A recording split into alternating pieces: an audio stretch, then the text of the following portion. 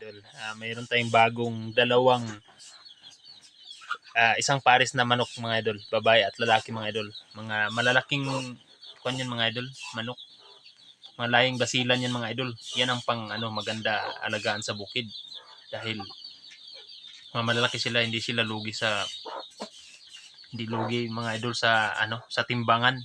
Kasi itong mga inaalagaan natin dito, mga to mga idol pangbenta mga idol. Yan. Dito may mga sisyo mga idol. Dito sa loob ng bahay to mga idol. Yan. 5 inahin yan mga idol. Mga mga inahin na inahin. Yan mga idol.